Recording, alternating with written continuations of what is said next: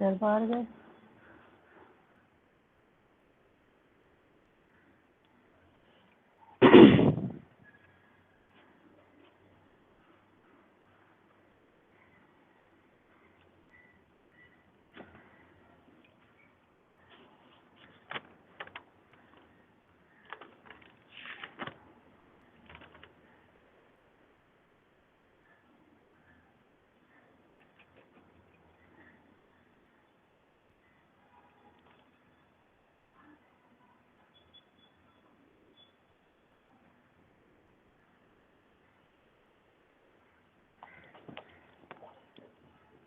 Sir बाहर गए क्या?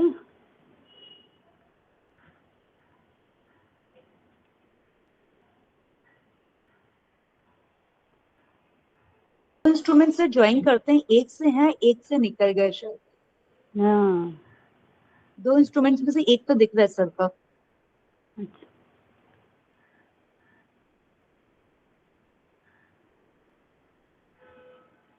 सर एक लैपटॉप से होगा और एक फोन से ऐसा कुछ।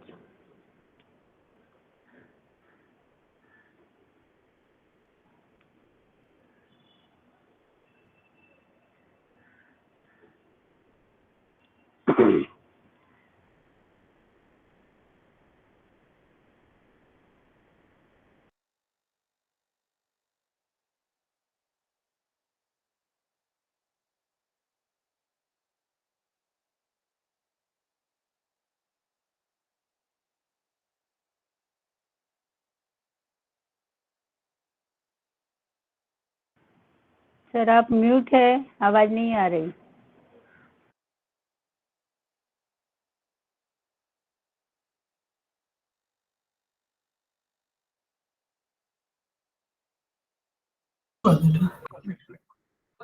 उसमें प्रेजेंट विंडो में बॉडी शेयरिंग हो रही।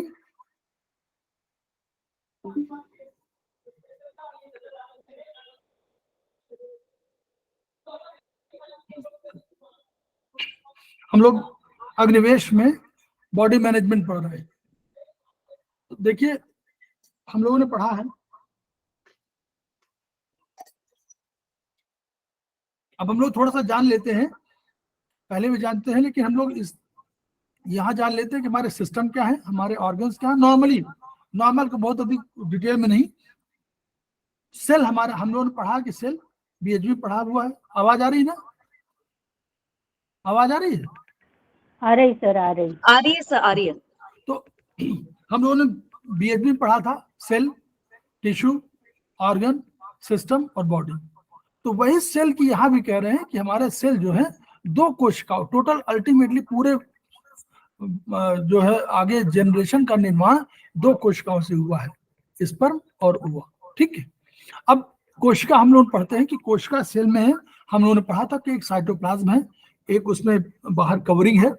और साइटोप्लाज्म क्या काम कर रहा है? साइटोप्लाज्म माने, साइटो माने सेल और प्लाज्मा माने प्लाज्मा। तो वो साइटोप्लाज्म जो बताए जेली टाइप की संरचना है और उसी पर हम लोग अंदर होता है। वो इसलिए होता है कि उससे सारे सेल जो और उसके ऑर्गेनेल्स है, भाग है जो उसके, वो कम से कम डिटैच नहीं होता, मतलब अलग अलग एक दूसरे से भिड़ ना जाए, वो ना जाए, इसलिए अलग रखा गया। जैसे हम लोग एक कमरा बना लेते हैं कि दूसरे कमरे से थोड़ा सा अलग जाए, उसी के लिए। तो साइटोप्लाज्म है जो न्यूक्लियस में होता है, वो न्यूक्लियोप्लाज्म कहलाता है। और अगर दोनों को हम लोग जोड़ लें तो प्रोटोप्लाज्म कहलाता है। ठीक, ये मेम्ब्रेन की झिल्ली हुई। और हम लोग सब अधिक अधिक महत्वपूर्ण मान रहे थे कि इसमें केंद्रक, न्यूक्लियस जिसको बोलते हैं, न्यूक्लियस होगा। न्यूक्लियस जो है फादर होगा, पिता होगा, मालिक होगा, स्वामी होगा, ब्रेन होगा। बिना उसके आदेश के कोई काम नहीं होगा। इसी में जीन्स होंगे, डीएनए से मिलेंगे। डीएनए का full form deoxy ribo nucleic acid है। ये जीन्स क्या करेंगे? ये हमारे जो गुण है, जो हमारे ट्रेड्स हैं, जो हमारे क्वालिटीज हैं, उनको ट्रांसफर करते हैं। एक पीढ़ी से दूसरी पीढ़ी में ट्रांसफर करते हैं। तो डीएनए और आरएनए दोनों इसी में होते हैं और यही दोनों लेकर के आगे पीढ़ी तक जाते हैं। ठीक।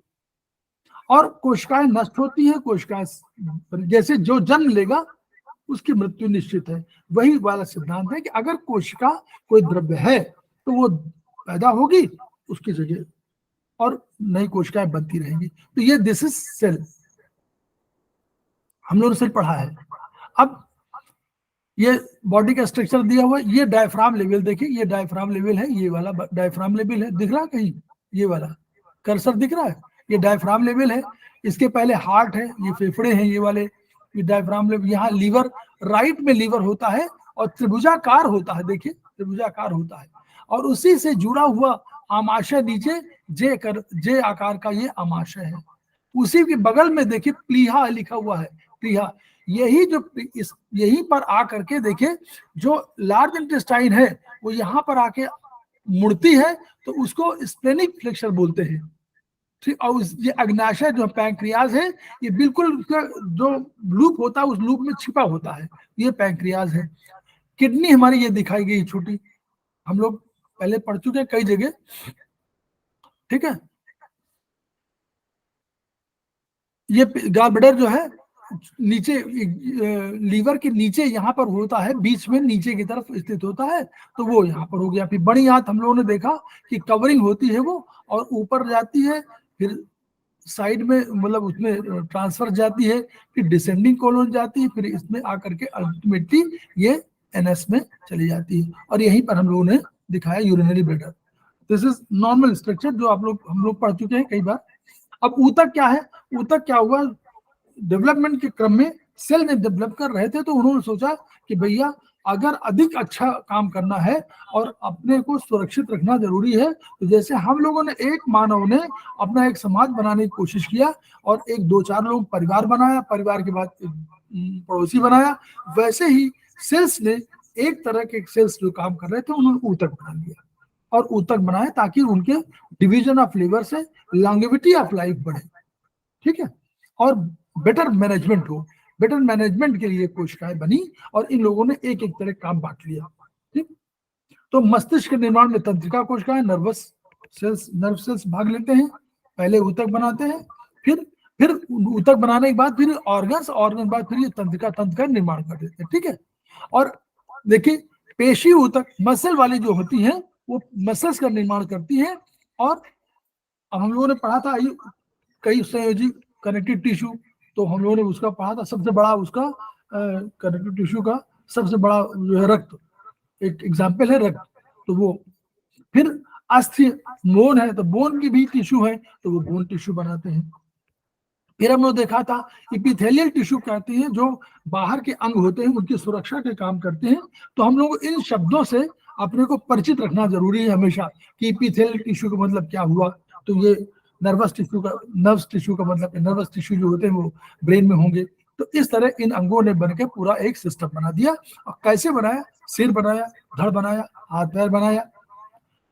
सिर के ऊपरी भाग में कपाल, देखिए ये थोड़ा समझ लीजिए, ये पहले यहाँ पर बाल है, बाल के बाद एक स्किन है, स्किन की लेयर है, इसके बाद कपाल है, क्योंकि वो हड्डी मतलब इतनी बड़ी हड्डी है और मजबूत हड्डी है क्योंकि जल्दी वो, क्योंकि उसको सुरक्षित रखना ब्रेन को सबसे आवश्यक था, तो उसको उन्होंने कपाल में रखा। धड़ को मांसपेशियों के आड़े भागों का ये वाला जो डायफ्राम है इससे इन्होंने दो भागों में बांट दिया। ऊपर वाला थोरेसिक कहलाता है, थोरेसिक वाला है ना, तो ये चेस्ट जिसको बोलते हैं वो तीन कैविटी हुई, एक ब्रेन की कैविटी तो उसको क्रेनियल कैविटी कह दिया गया, एक कैविटी चेस्ट की हो गई इसको उन्होंने कह दिया थोरेसिक कैविटी, और फिर नीचे पेट की हो गई एब्डोमिनल कैविटी कह दिया। तो तीन कैविटी है, उसी को एब्डोमेन के कैविटी को ही दो भागों में अलग से बांट दिया, लेकिन वो नोमेनक्लेचर है अलग से, लेकिन वो तीन ही कैविटी कहलाती है। ठीक। अब ये कहा कि हृदय और उससे निकलने वाली महाधमनी जिसको आयोटा बोलते हैं हम लोग, आयोटा और रक्त वाहिकाएं, तो हृदय हुआ, फिर उसे जो नलियां निकली उनको चाहे आप आयोटा बोल दें, चाहे बाद में कैपिलरीज बोल दें, ब्लड वेसल्स बोलते हैं, ये सब आप कहते हैं, तो वही वाला है। और निचला हिस्सा, जो निचला बायां हिस्सा थोड़ा सा बाईं तरफ होगा, तो इसलिए उसको वेंट्रिकल्स में ऊपर 4 चैम्बर हुए, ऊपर वेंट्रिकल्स हुए, ऊपर एट्रियम हुए और नीचे वेंट्रिकल्स हो गए। राइट में अशुद्ध रक्त आता है, लेफ्ट में शुद्ध रक्त। ठीक, जो हृदय से बाहर जा रही हैं, जो हृदय से नलिकाएं बाहर जा रही हैं, वो आर्टरीज कहलाएंगी, और जो हृदय में नलिकाएं जा रही हैं उनको वेन्स कहलाएंगे। वेन्स में नॉर्मली अशुद्ध रक्त होगा, आर्टरीज में नॉर्मली शुद्ध रक्त होगा। शुद्ध माने ऑक्सीजनेटेड और डीऑक्सीजनेटेड। जो ऑक्सीजनेटेड ब्लड होगा उसका स्कारलेट रेड कलर होगा, जो अशुद्ध होगा उसका पर्पल रेड कलर होगा। केवल एक इसमें से वो है जो शरीर हृदय से लंग्स की ओर जा रही होगी, वो वास्तव में क्या कहलाएगी? आर्टरी कहलाएगी, लेकिन वो अशुद्ध रक्त लिए रहेगी। और जो उससे लेके आएगी वो शुद्ध रक्त लेके आएगी, लेकिन हम लोगों ने पढ़ा कि जो हृदय में लाती वो वेन्स कहलाती है, तो वो पल्मोनरी वेन्स कहलाएगी। तो pulmonary artery and pulmonary veins are different from normal arteries and veins because they just collect inverse blood, कहीं वो जहां वो ऑक्सीडेटेड है जहां ऑक्सीडेटेड, ठीक है, उल्टा उल्टा समझ लीजिए। फिर हृदय के दोनों ओर बाएं फेफड़े हैं, मध्य में एयर ट्यूब है, एसोफेगस कहलाती है, ठीक है। वो एयर ट्यूब है, एयर ट्यूब नीचे की तरफ है और ऊपर की तरफ हमारा नहीं, एयर ट्यूब आगे ऊपर की तरफ है और नीचे की तरफ हमारी आहार नल का फूड पाइप है, जिसको एसोफेगस कहेंगे। दोनों में दो वो खाना न जाने पाए उसके लिए एक बीच में एक वाल्व टाइप का लगा हुआ है। डायफ्राम के निचले हिस्से को पेट या उदर कहेंगे। दाहिनी तरफ डायफ्राम के ठीक नीचे यकृत है, लीवर है, यकृत से अंदर की ओर गॉल ब्लैडर है और बाईं ओर आमाशय है। तो लेफ्ट में आमाशय हमेशा बाईं तरफ होगा, उसके पार्श्व में मतलब बगल में तिल्ली स्प्लीन है और उसी से जुड़ी हुई अग्न्याशय यानी पैंक्रियाज होगी, ठीक। अंगों के पीछे गुर्दे दाएं और बाएं होंगे और उन्हीं से यूरेटर निकलेंगे और जाएंगे यूरिनरी ब्लैडर में जाएंगे, और ब्लैडर हमारा तिकोना होगा और वो जब भर जाएगा तो लिक्विड से मतलब यूरिन से भर जाएगा तो गोल आकार का हो जाता है। फिर आमाशय के निचले हिस्से से शुरू हो गई, क्योंकि आमाशय के बाद खाना आया तो निचले हिस्से शुरू हो गई बड़ी छोटी आंत। फिर छोटी आंत जो है वो अंदर गई, लेकिन उसको घेरे हुए बड़ी आंत, ठीक है, बड़ी आंत में उसको घेरा हुआ है। बड़ी आंत की लंबाई बड़ी आंत क्यों कहलाती है? क्योंकि लंबाई तो छोटी आंत की अधिक होती है, लेकिन बड़ी आंत की चौड़ाई अधिक होती है, उसका आयतन अधिक होता है, इसलिए वो जो है उसको बड़ी आंत कहते हैं। तो उसे चारों तरफ घेरे रहती है वो छोटी आंत को बड़ी आंत।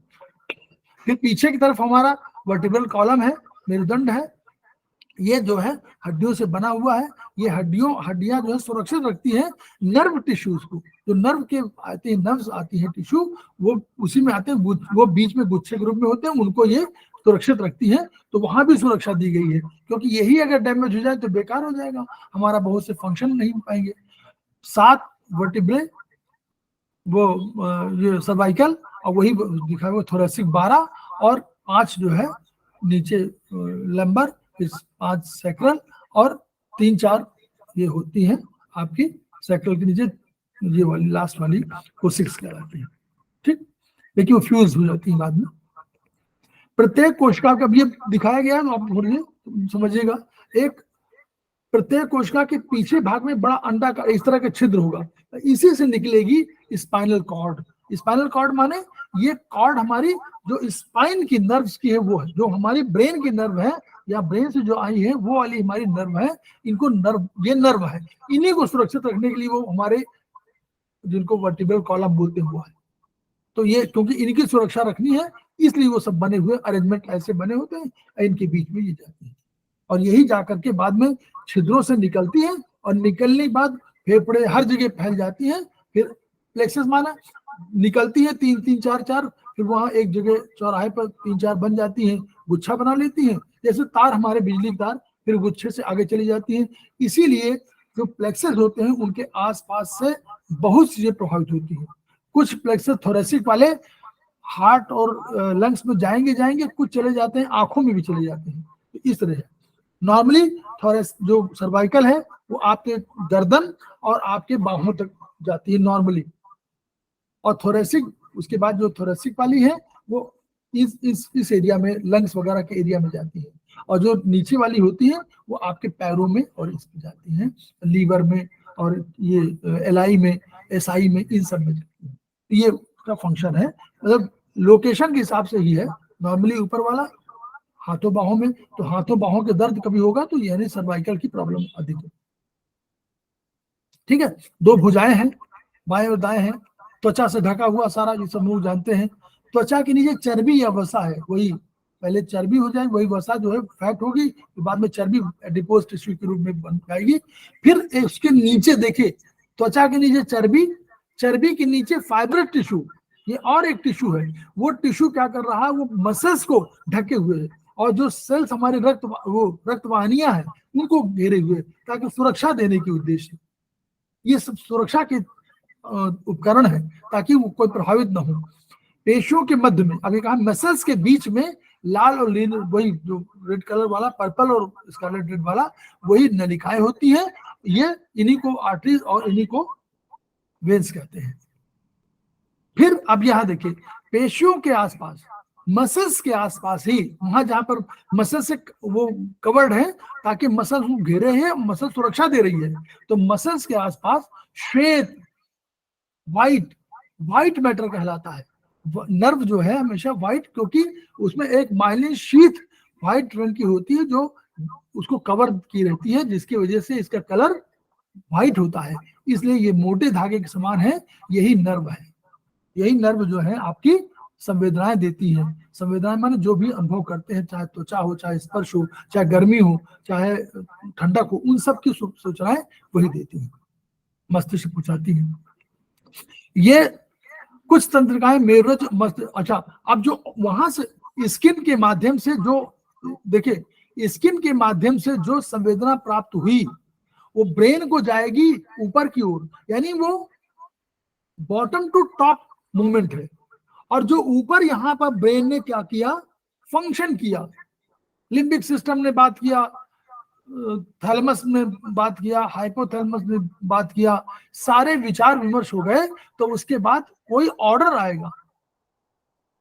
आया, मान लीजिए सुधा पाठक जी को, मान लीजिए किसी ने एक कुछ कह दिया, मान लीजिए, अब वो सुधा पाठक जी के संवेदना पहुंची और उन्होंने तुरंत पहुंचाया ब्रेन को मैसेज, क्या पहुंचाया कि भैया वो सामने एक लड़का है, उसने इस तरह की बात कह दिया है जो बर्दाश्त की नहीं है। अब ब्रेन ने तुरंत दुख किया, तो ब्रेन ने तुरंत एक्शन तमाम लिया।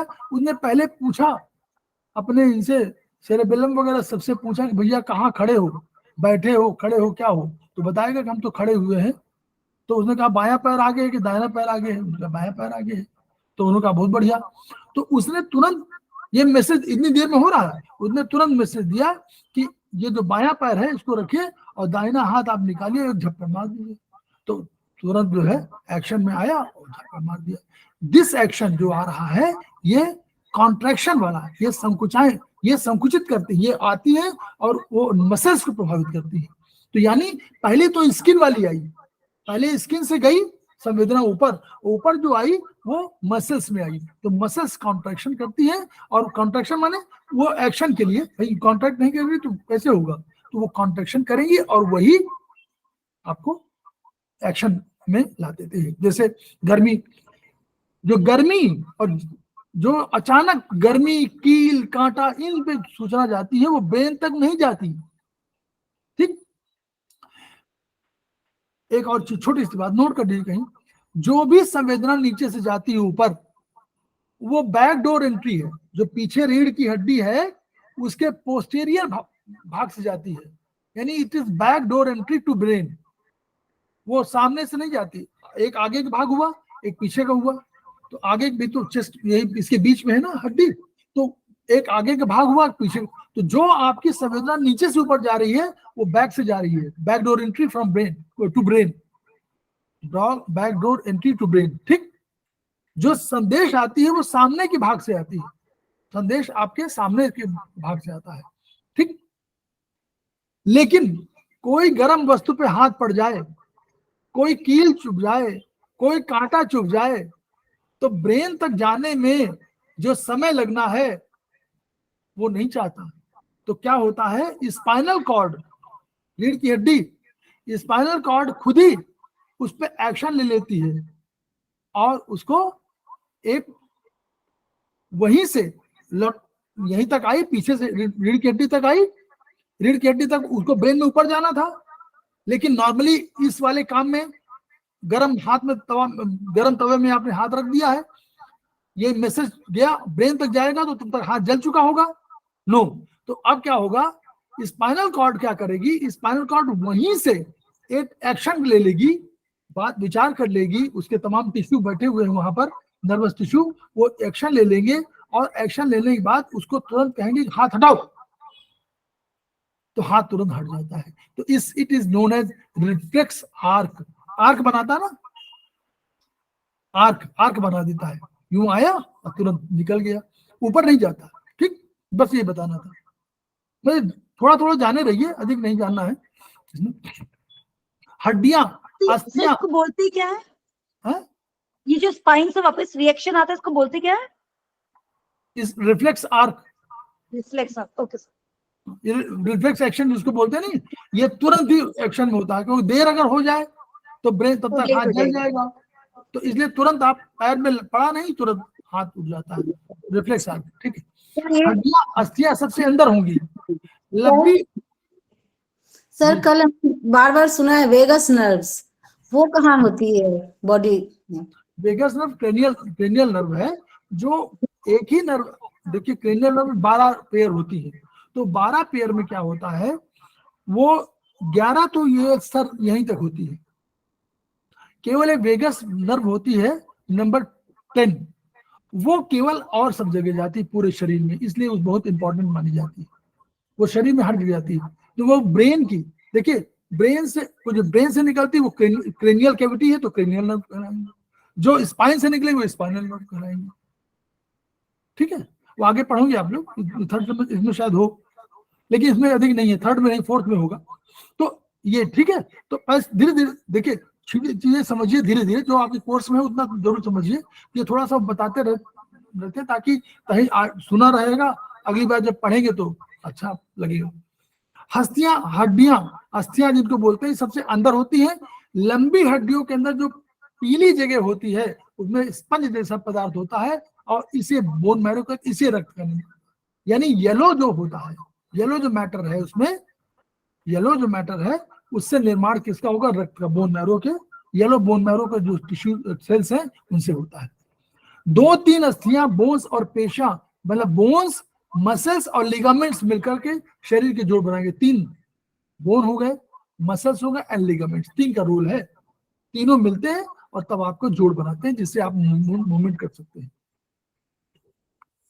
अब मानव शरीर के विभिन्न अंग और तंत्र हैं और इनमें कोई ना कोई महत्वपूर्ण कार्य है, इन्हीं को हमको पढ़ना है।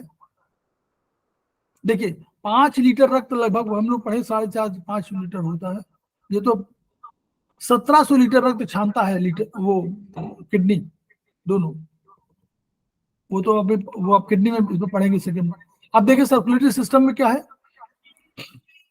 यही है।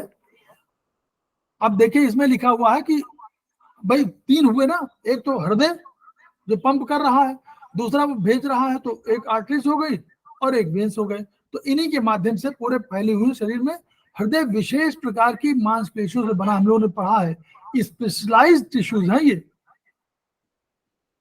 और ये जो मसल्स में कॉन्ट्रैक्शन, देखिए ये सब इनवॉलंटरी मेजर,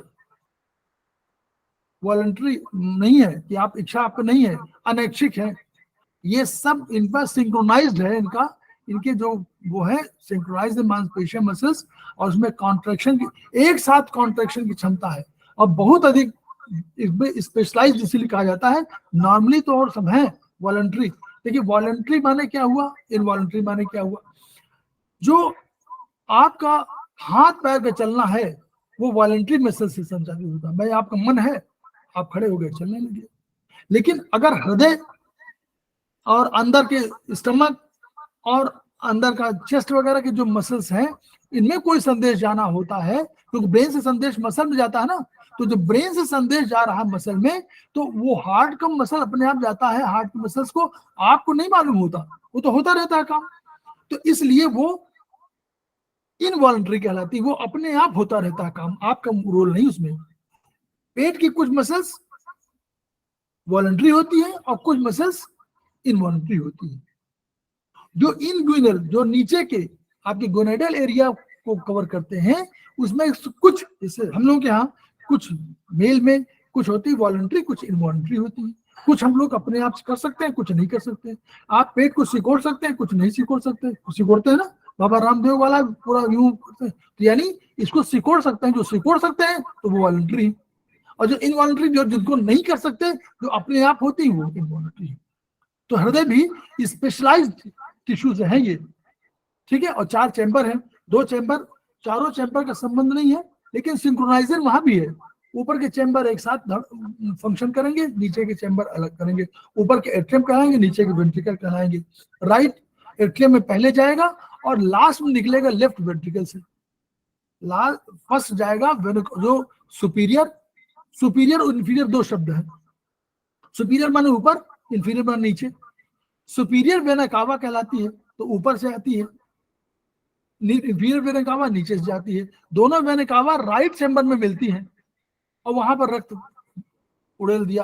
फिर वहां से काम फंक्शन हुआ, वहां से चला जाता है राइट वेंट्रिकल से, राइट एट्रियम से वेंट्रिकल में जाएगा। फिर राइट वेंट्रिकल से चला जाएगा इसको लंग्स को, लंग्स में शुद्ध हो जाएगा। शुद्ध होने के बाद आएगा तो लेफ्ट एट्रियम में आएगा, ऊपर वाले चैम्बर में आएगा। फिर वहां से नीचे जाएगा, और नीचे जाने के बाद तब जाकर पंप होकर के बाहर जाएगा। तो वो जो, इसीलिए लेफ्ट वेंट्रिकल सबसे मजबूत मांसपेशियों का बना होता है, ठीक, क्योंकि सबसे काम फंक्शन नहीं कर रहा। इनके 4 वाल्व होंगे, हर जगह वाल्व है, जहां से रक्त निकलेगा वाल्व है, 4 वाल्व इन पे है। ये हम लोग पढ़ चुके हैं। अब जहां हार्ट से गया, तो वहां पर कार्बन डाइऑक्साइड और को बाहर निकलना है, रक्त से बाहर निकलना है, और लंग्स में जाना है, और ऑक्सीजन को आना है रक्त के अंदर। अब कैसे होता है, तो ये एक दोनों एल्वेलाइज जो होते हैं, हम लोग पढ़ा है कि एल्वेलाइज जो है हमारा सबसे छोटे स्ट्रक्चर है, और वही यूनिट है। तो वो दोनों मिल करके, और ये हार्ट की जो मसल्स हैं, ये दोनों मिल करके एक प्लेटफॉर्म ऐसा बना लेंगी, एक अलग से स्ट्रक्चर। उसी स्ट्रक्चर में ये लोग ट्रांसफर कर लेते हैं तुरंत, और ट्रांसफर हो जाता है, और रक्त और कार्बन डाइऑक्साइड चली जाती है लंग्स में, और ऑक्सीजन चली जाती है रक्त में। फिर रक्त आगे बढ़ जाता है। ये तरीका है, वो आप लोग पढ़ेंगे, उसमें लंग्स वाले में पढ़ेंगे, हार्ट वाले में पढ़ेंगे शायद। 70 से 72 बार धड़कता है। ये सब धमनियों के वो है, पढ़िए क्या भाई, इस तरह की धमनियों का ये दिखाया, ये जो बड़ा दिखाया गया, ये वेना कावा है। ये वेना कावा यहाँ से आई, बाद में यही शरीर में सब छोटे छोटे भागों में बढ़ करके अलग अलग चली जाती है। श्वसन तंत्र, रेस्पिरेटरी सिस्टम, इसमें नाक, श्वास नालिका दोनों फेफड़े हो गए। अब देखिए यहां से, इसमें डायफ्राम का और एब्डोमिनल मसल्स का भी योगदान होता है, ये ध्यान रखिएगा। केवल जो आपका फेफड़े खुद केवल नहीं करता, फेफड़े जो पिचकते हैं वो डायफ्राम की वजह से भी, चेस्ट की वजह से भी, और चेस्ट की जो मसल्स और पेट की मसल, एब्डोमिनल मसल भी। इसीलिए अगर किन्हीं कारणों से आपका पेट फूल गया, ठीक है, एक तो खाना बहुत खाने से, दूसरा स्पेशली जब प्रेगनेंसी वाले समय में, तो ये जब मसल्स जो है ये जब फूल बढ़ जाती हैं, और मतलब पेट फूल जाता है, तो क्या होता है, एब्डोमिनल मसल की वजह से वो सांस की प्रॉब्लम आने लगती है। ऑक्सीजन की कमी लगने लगती है, क्योंकि वो चेस्ट जो है फैलना है, सिकुड़ना है, वो नहीं काम कर पाता, इसलिए जो है ये प्रॉब्लम हमेशा आती है। और या आप बहुत खाना खा लीजिए तो आप कहते हैं कि हमने इतना खाना खा लिया कि सांस ही नहीं आ रही, वही यही वाला है, क्योंकि वो एब्डोमिनल मसल्स है, एब्डोमिनल पूरा फूल गया तो नहीं पा रहा। वायु का जाना बाहर आना ये श्वसन क्रम कहलाता है। ये हम लोगों ने पढ़ा हुआ है, शायद 4 मिनट का होता है। तो 4 मिनट में 1.2 मिनट का समय जो है वो खाली रहता है। उसमें हम लोग, इसीलिए हम लोग सांस रोक भी सकते हैं और निकाल भी सकते हैं, और काफी देर रोक सकते हैं, लेकिन अल्टीमेटली आपको निकालना ही पड़ेगा, ऐसा नहीं कि नहीं निकालें।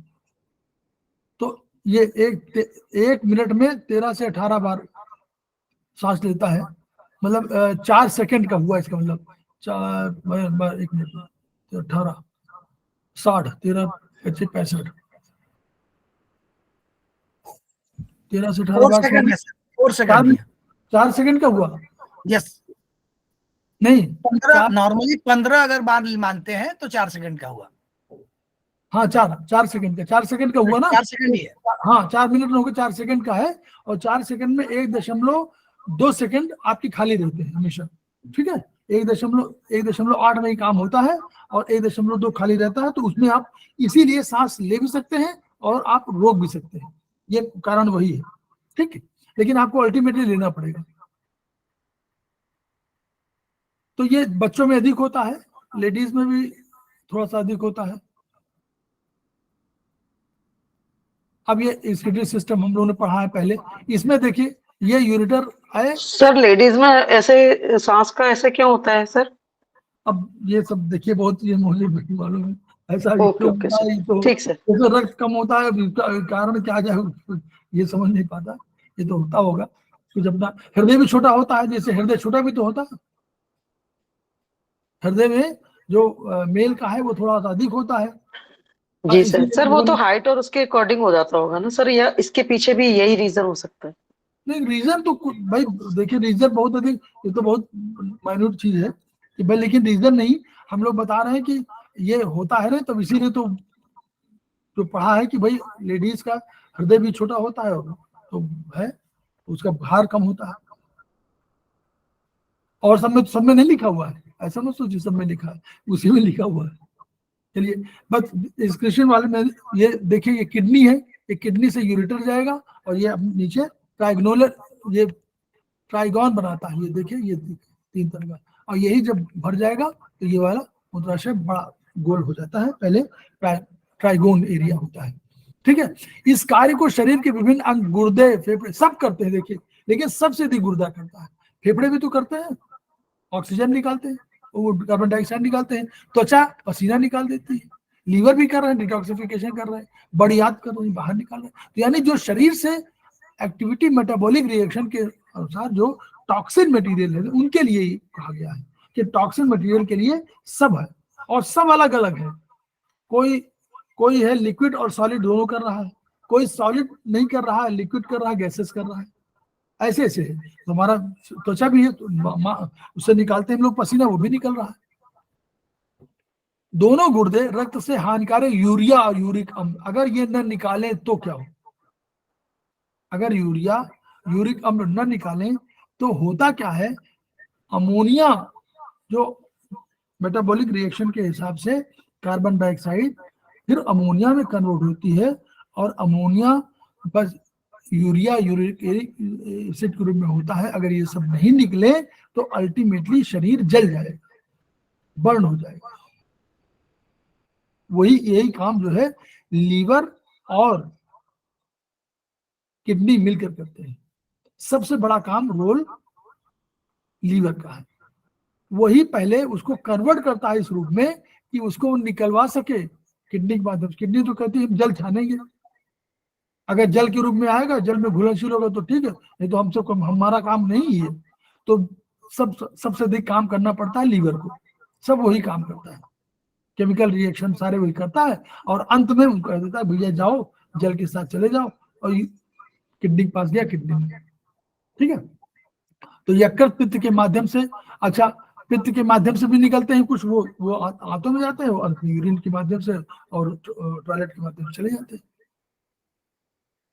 फेफड़े में कार्बन डाइऑक्साइड ऑक्साइड वाष्पीकरण, देखिए फेफड़ा भी करता है। अल्कोहल, शराब जो पिए हो रहता है तो उसकी सांसों से दुर्गंध आती है ना अल्कोहल की, वही इसका मतलब निकल रही है।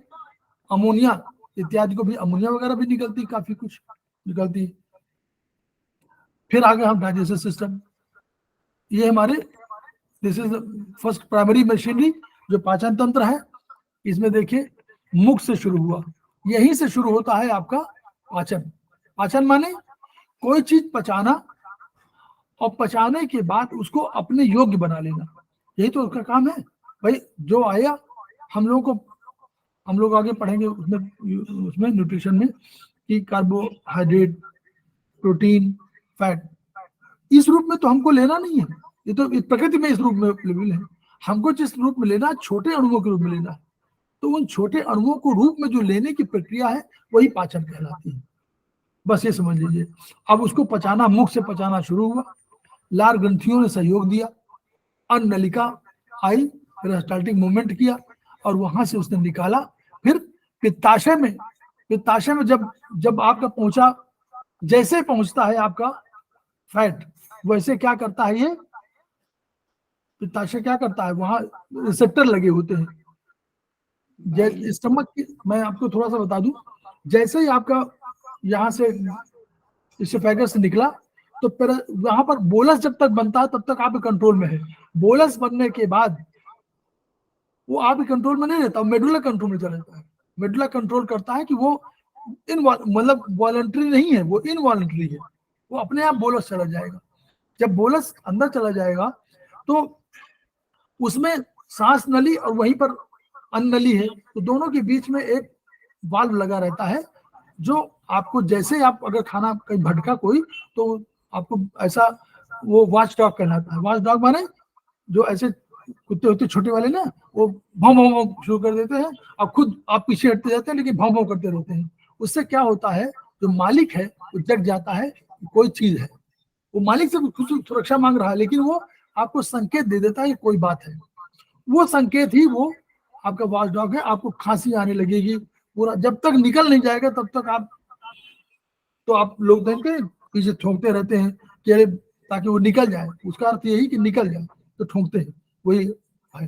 तो अल्टीमेटली वो निकल गया। अब नीचे जब चला गया तो उसका मूवमेंट जो होता है वो शायद 6 सेकंड में उसके 23 सेंटीमीटर 24 सेंटीमीटर लंबाई होती है शायद, और वो 6 सेकंड के अंदर वो क्रॉस करता है। तो वो 4 सेंटीमीटर के हिसाब से बढ़ रहा होगा, 23-24 होता है तो उसके हिसाब से मेरे 4 वही हुआ, 6 सेकंड में हुआ तो 4 हुआ, तो ये 4 सेंटीमीटर प्रति सेकंड के हिसाब से वो बढ़ रहा होता है। अब ये बढ़ा तो इसीलिए सवेरे जब चिपका रहता है, सवेरे जब आप पानी पीजिए तो हल्के हल्के पीजिए ताकि खुल जाए ना, क्योंकि वो चिपका रहता है। तो कभी कभी आपको बोलते हैं कि पानी तेज पिया तो घसा लग गया, क्योंकि वर्चुअली वो उसको खुलना है, वो चिपका हुआ टेप की तरह चिपका हुआ यूं, तो उसको खुलना है तो पानी धीरे धीरे करेंगे तो पानी यूं करेगा तो खुल जाएगा।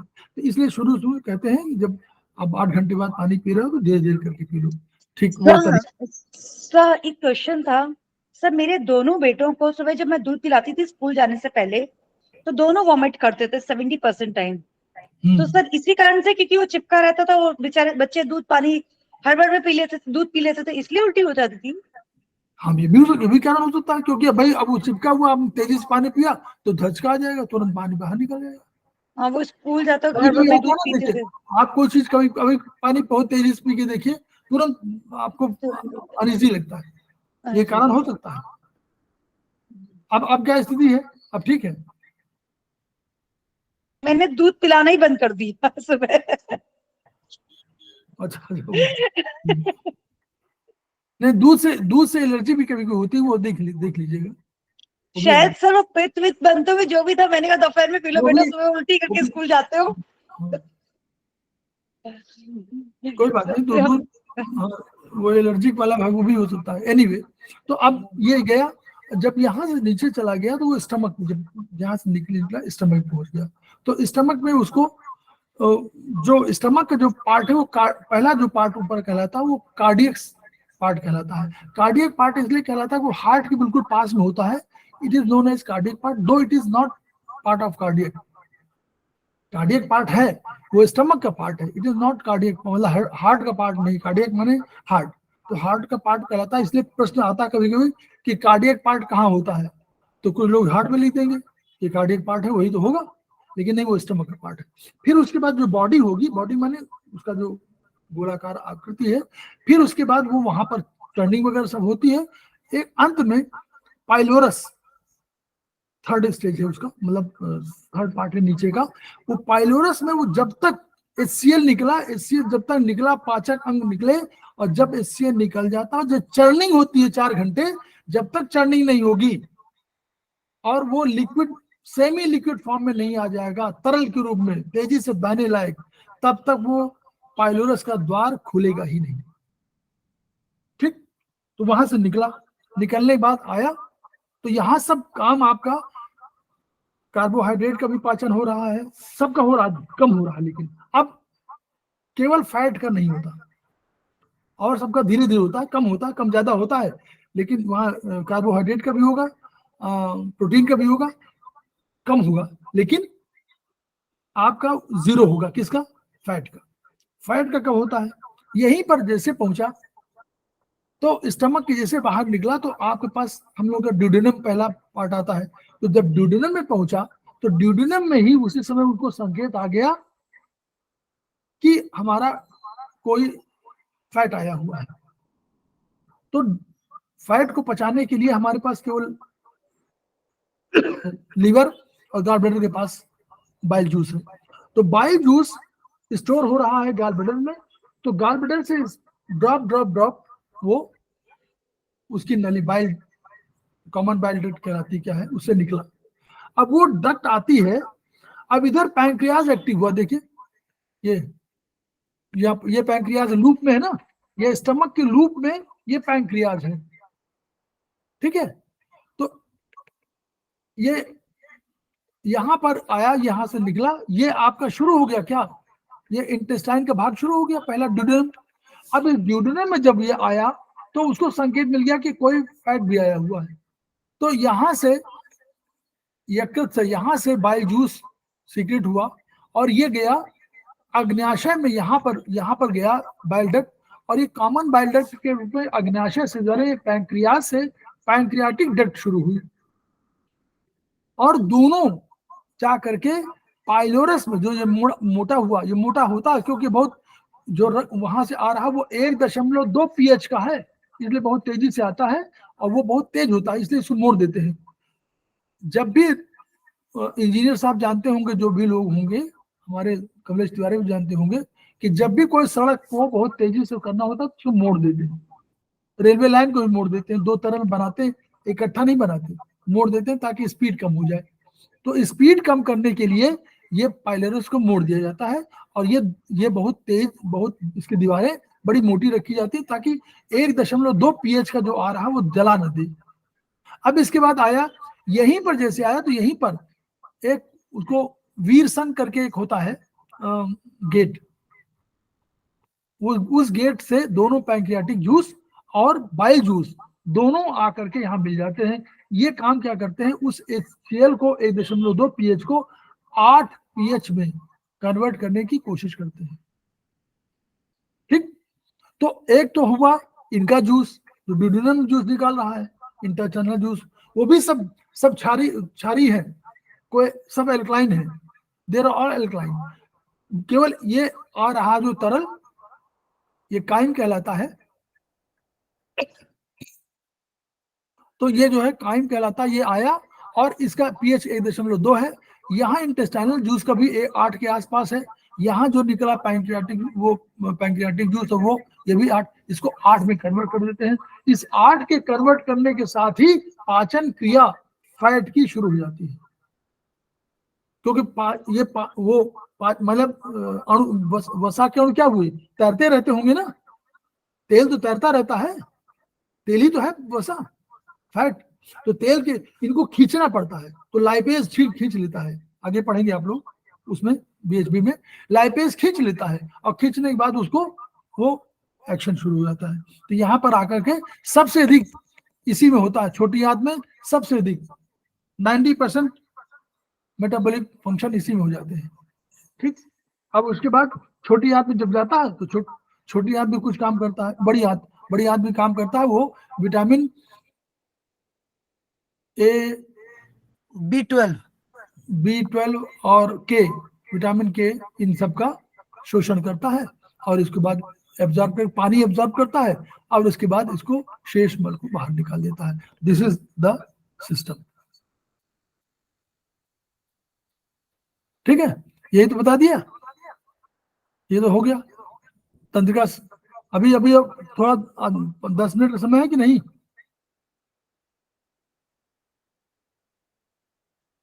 बोलिए। समय तो है सर, है सर। ठीक, बता दीजिए सर। नर्वस सिस्टम बहुत है ना, थोड़ा सा बता देते हैं। देखिए, ये सबसे शरीर का महत्वपूर्ण तंत्र है। क्यों? क्योंकि दो ही तंत्र बहुत महत्वपूर्ण है। नंबर वन कौन? नंबर वन, तीन बहुत महत्वपूर्ण है, मैं बता रहा हूं। नंबर वन पर nervous system and equally good endocrinal system, और अगर एक दो इनको मान ले तो थर्ड नंबर का इंपॉर्टेंस हो गया आपका रिप्रोडक्टिव सिस्टम। ठीक, तो तीन हुए, तीन सिस्टम सबसे महत्वपूर्ण है, क्योंकि यही सबसे अधिक उससे आगे का जीवन चलता है, इससे आपका इस साल का जो आपका शरीर का है वो काम चलता है। तो इसमें केवल नर्वस सिस्टम के दो भाग हैं। इसमें इसको जो मस्तिष्क और स्पाइनल कॉर्ड, दोनों सेंट्रल नर्वस सिस्टम है। सेंट्रल माने सेंटर में जो सेंटर में है, शरीर के बिल्कुल सेंटर में है, वो सेंट्रल नर्वस सिस्टम है। तो इसके दो भाग होते हैं, एक सेंट्रल नर्वस सिस्टम और एक पेरिफेरल नर्वस सिस्टम। तो सेंट्रल नर्वस सिस्टम में ब्रेन है, मस्तिष्क है और स्पाइनल कॉर्ड है, दोनों स्पाइनल कॉर्ड बिल्कुल बीच में है। अब इनसे निकलने वाली तंत्रिकाएं नर्व कहलाती है। तो ये जो नर्व वाला भाग है, ये तो बाहर फैला हुआ है ना, तो ये पेरिफेरल नर्वस सिस्टम का भाग है। तो जो नर्व्स वाला भाग है ये पेरिफेरल नर्वस सिस्टम का भाग है, लेकिन टोटल हम लोग उसको नर्वस सिस्टम में जोड़ देते हैं। नर्वस सिस्टम के दो भाग, एक सेंट्रल नर्वस सिस्टम और एक पेरिफेरल नर्वस सिस्टम। तो सेंट्रल नर्वस सिस्टम में ब्रेन और स्पाइनल कॉर्ड, और पेरिफेरी में नर्व्स। शरीर का राजा, चाइनीज में इसको राजा नहीं कहा गया, चाइनीज में हार्ट को राजा कहा गया, लेकिन यहाँ पर कहा गया भाई राजा इसलिए है कि यही कंट्रोल कर रहा है सारे उसको। मस्तिष्क, विचार, बुद्धि, विवेक, अनुभूति, ये तो आप जान ही रहे, सब कुछ यही करता है। इंद्रिय बोध यही करता है, बाहर से संवेदना यही लेता है, ऑर्डर यही प्लेस करता है। ठीक है, जो आपको लगता है कि, और जानते हैं ब्रेन का फंक्शन, हम छोटा सा फंक्शन बता दें, बिल्कुल जैसे बिजली के तार हैं उसी की तरह काम करता है। अधिकांशतः सब छोटे छोटे महीन तार हैं और वही है। अब कैसे काम करता है देखिए, जैसे ब्रेन शुरू में की एज में बच्चा होता है तो वो सीखता हर चीज सिखाते हैं ना उसको, ये आग है, ये पानी है, ये जल जाओगे या गिर जाओगे, तो ये ब्रेन उसको इकट्ठा करता है। ये पेड़ है, ये किताब है, ये गधा है, ये घोड़ा है, ये हाथी है, वो ब्रेन में उसको सीखता है। तो उसके ब्रेन में और ये फ्रंटल लोब में, स्पेशली फ्रंटल लोब में, ये सब विचार करने की बुद्धि पैदा होती है। बुद्धि जिसको कहना चाहिए, हम लोग बुद्धि कर लें, तो वो क्या करता है, वो सबकी आकृतियां एक फाइल बनाता है। मैं सामान्य भाषा में बोल रहा हूँ, एक फाइल बनाता है। वो कहता है ये गधा है, गधे का इस तरह होगा, इस तरह हाथ होगा, घोड़े का ऐसा होगा, घोड़ा तेज दौड़ेगा, ये होगा, हाथी होगा, हाथी की बड़ी सूंड होगी, कान बड़े होंगे, पैर होगा, ये सब एक आकृति उसकी इमेज बनाता जाता है। शहर का, गांव का, जिसका भी बहुत है ना, ब्रेन कंप्यूटर सिस्टम की तरह है, वो सब ले लिया। जैसे आपने कहा, कमलेश तिवारी जी ने कहा कि एक आदमी मिलने आया है, तो वो जैसे आदमी पहुंचा, उसने कहा मेरा नाम रमेश है। तो जैसे रमेश का नाम लिया तो तिवारी जी अगर उसको पहचानते हैं तो तुरंत ब्रेन में मैसेज गया, आंखों ने देखा कि ये आदमी है, तो ब्रेन में मैसेज गया, तो ब्रेन ने कहा कि तुरंत पन्ना पलटा, फाइल पलटी, पेज नंबर 27 में, अरे ये तो रमेश है। तो रमेश की आकृति मिल गई, तो उसने तुरंत मैसेज दिया, यस ही इज रमेश। तो तुरंत आपने पहचान लिया, अरे भैया आओ। लेकिन ये मूवमेंट बहुत तेज हुआ, आपको समझ में नहीं आया, लेकिन ये इतना मूवमेंट हो चुका, अदरवाइज ब्रेन पहचानता नहीं। अगर वो टिश्यू डैमेज हो गए तो आप पहचानेंगे नहीं, कोई नहीं पहचानेगा जो भी होगा। तो वही यही है, ये सिस्टम ब्रेन का है। फाइल, हर चीज की फाइल उसके पास है, हर संवेदना की फाइल है, हर टच की फाइल है। आपका दोस्त टच करेगा वो भी है, आपका दोस्त आपको मारेगा वो भी है।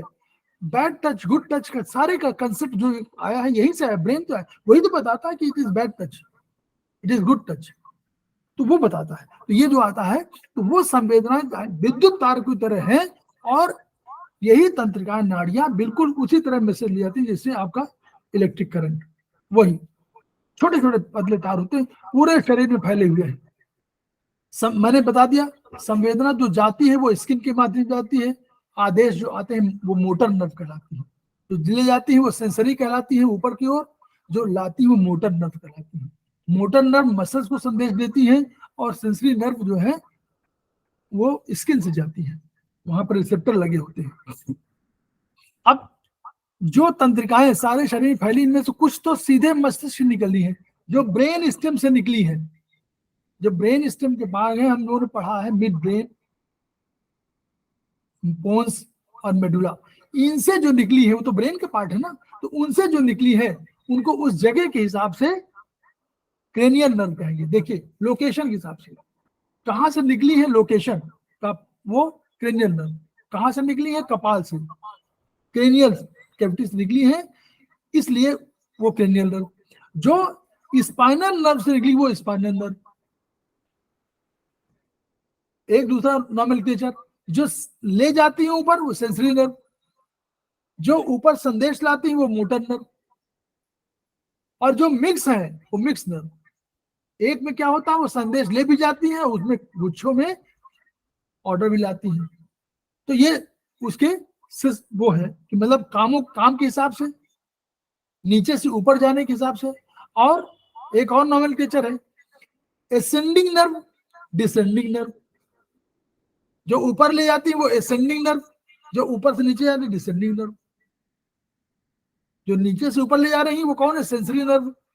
जो ऊपर से ला रहे हैं वो मोटर नर्व। लेकिन एसेंडिंग और डिसेंडिंग भी कर सकते हैं। और क्रेनियल नर्व लोकेशन के हिसाब से, क्रेनियल नर्व जो यहां से निकली है, स्पाइन से जो निकली वो स्पाइनल नर्व। तो क्रेनियल नर्व 12 होती है, शेष बहुत सी तंत्रिकाएं हैं, ये 31 जोड़ा होती है, सारे शरीर में इन्हीं में है। मस्तिष्क के 2 प्रमुख भाग हैं। अब लघु मस्तिष्क और बृहद मस्तिष्क। देखिए लघु बृहद मस्तिष्क सबसे बड़ा ब्रेन है, जिसको हम लोग बोलते हैं सेरेब्रम। तो वो सेरेब्रम जो है वो सबसे बड़ा है, और जो सेरेबेलम वो छोटा कहलाता है, सेरेबेलम छोटा। ठीक, तो क्या होता है, सबके काम अलग अलग हैं। ब्रेन के आगे अब लोग इस बार 3rd सेमेस्टर में पढ़ेंगे, सब लोब पढ़ेंगे, 4 लोब है, बड़े के 4 लोब है, वो उसके उसी के। तो जो भी आपके संवेदना, पीड़ा, स्पर्श, उष्णता, शीतलता, ये ज्ञान, तो ये सेंसरी हुए। तो हमारे शरीर में जो ज्ञानेंद्रियां हैं वही तो सब करा रही हैं। और वो भी 2 तरह की ज्ञानेंद्रियां होंगी। एक ज्ञानेंद्रिय होगी उसमें केवल एक ही काम हो सकता है, जैसे आंख से काम केवल देखना, तो ये स्पेशल ऑर्गन है, सेंस ऑर्गन है। आंख स्पेशल सेंस ऑर्गन है। क्यों? आंख से केवल देख सकते हैं, नाक से केवल सूंघ सकते हैं, कान से केवल सुन सकते हैं। ठीक, टेस्ट केवल मुंह से टेस्ट ले सकते हैं। लेकिन केवल एक त्वचा ऐसी है जो कई संवेदनाएं लेती है। ठीक है, इट इज जनरल वन। ये क्या करती है, पीड़ा, स्पर्श, दाब, ताप, इन सब का ज्ञान कराती है। ठीक है, तो ये जो है ये जनरल वाले में कहलाती है। ये थोड़ा सा वो है, वो स्पेशल वाले हैं, उनसे केवल एक ही काम कर सकते, दूसरा काम नहीं कर सकते। बृहद मस्तिष्क का बायां हाथ शरीर, अब ये ब्रेन की दो स्थिति हुई कि बायां ब्रेन राइट तरफ की चीजों को कंट्रोल करता है और राइट ब्रेन बाईं तरफ की चीजों को कंट्रोल करता है, क्योंकि ये मेडुला के पास आकर के इस रूप में ऐसे दिखाई पड़ रहा है, ये ऐसे ऐसे नर्व चली जाती है, तो क्या हो गया, वो है क्रॉस सेक्शन हो जाता है। तो जो इधर वाली ब्रेन की आई वो इधर चली गई और जो इधर वाली आई वो इधर चली गई। ये मेडुला के पास होता है, ठीक है। तो मेडुला से नीचे, यानी समझ लीजिए मेडुला से नीचे जो भी होगा, मेडुला से ऊपर तो कोई वो नहीं, लेकिन मेडुला से नीचे ऐसे क्रॉस सेक्शन हो जाता है, दोनों लोग क्रॉस कर जाते हैं, ठीक। इसीलिए ये बायां दान। अब लघु मस्तिष्क वही सेरेबेलम वाला जो है विभिन्न पेशियों की गतियों पर नियंत्रण होता है, इसीलिए सेरेबेलम को गति बाद में ना दिशा गति और वो कंट्रोलिंग, शरीर की जोड़ गतियां, चलना फिरना और कंट्रोल करना, ये सब काम उसका है, इसीलिए उस सेरेबेलम को रखा गया। फिर मस्कुलर टिश्यू मैं थोड़ा सा बताता हूँ। मस्कुलर टिश्यू कुछ नहीं है, विभिन्न मांसपेशियां इस तंत्र का विभिन्न, देखिए होता क्या है, जो शरीर की गति है वो तो बिना लोकोमोटिव सिस्टम में आता है, तो लोकोमोटर सिस्टम है ना, मूवमेंट के लिए है ना, जब तक इसको मैसेज नहीं मिलेगा और ये नहीं जोड़ रखेगा तो जोड़ों का परिचालन होगा, तो ये वो है अधिकांशतः इसमें जो होती है वो वॉलंटरी नेचर की होती है, ठीक है। मानव शरीर में दो तरह की पेशियां हैं, जो जीव वाली जोड़ दो तरह की हुई ना, एक ऐच्छिक एक अनैच्छिक, उसको बोले वॉलंटरी, एक इनवॉलंटरी। वॉलंटरी वो जो आपकी इच्छा से चले, जैसे आपको ब्रेन ने ऑर्डर दिया कि चलिए, आपने चलना शुरू कर दिया, ठीक, तो ये आपकी इच्छा पे, आप चलो ना, आपने कह दिया कि भी नहीं चलेंगे, अभी 5 मिनट बाद चलते हैं, तो ये आपकी इच्छा पर निर्भर है। लेकिन हार्ट में उसमें हार्ट की फंक्शनिंग दो तरह की हुई। हार्ट को मालूम हुआ कभी उसको हाई बीपी हुआ, लो बीपी हुआ, तो उनमें उसको ब्लड का कंट्रोल करना पड़ता है ना, तो वो संवेदना वो भी आता है कहाँ से, यही मेडुला उसका सेंटर है, और पोन्स भी, मेडुला और पोन्स दो के नियंत्रण में है वो, सांस लेना, हार्ट वाला, ये सब जो नियंत्रण दो के उसमें है, एक पोन्स के नियंत्रण में, पोन्स और मेडुला। तो मेडुला मेन मेडुला के है, सारे coughing centre, vital centre medulla के पास है। तो मेडुला के पास आया तो ब्रेन को जो उसने ब्रेन से आया और उसने मेडुला ने एक कंट्रोल दिया, उसने कहा कि हार्ट को जैसी जरूरत पड़ी वैसे उसने चेंज कर लिया। वो ऑटोनोमिक नर्वस सिस्टम में आता है। उसके लिए जो हम लोग पढ़ते हैं कभी कभी पैरासिम्पैथिक एंड सिंपैथिक, वो नर्व काम करती है, तो वो संदेश जो है लाने के लिए वॉलंटरी नहीं इनवॉलंटरी चाहिए, ठीक है। तो जो ये पैरावॉलिक सब तो होती है, वे पेशियां जो स्वयं की इच्छा शक्ति से संचालित नहीं होती, हृदय, आमाशय, आंतों, उसको इनवॉलंटरी मसल होते हैं। तो जो एब्डोमेन की होंगी उसमें दो तरह की होंगी, एब्डोमेन में वॉलंटरी इनवॉलंटरी दोनों होंगी। जैसे जो मांसपेशियों पर आप नियंत्रण रखते हैं, जिनको आप बाबा रामदेव जी की तरह उसको मूवमेंट करा सकते हैं, वो तो आपकी वॉलंटरी है, और जिनको जो अंदर आपके भोजन के पाचन या किसी सिस्टम संबंधित है, जिनको मूवमेंट नहीं करा सकते, वो आपकी इनवॉलंटरी, ठीक है। तो इनमें क्या है, इनका सबसे बड़ा गुण क्या है, कॉन्ट्रैक्शन।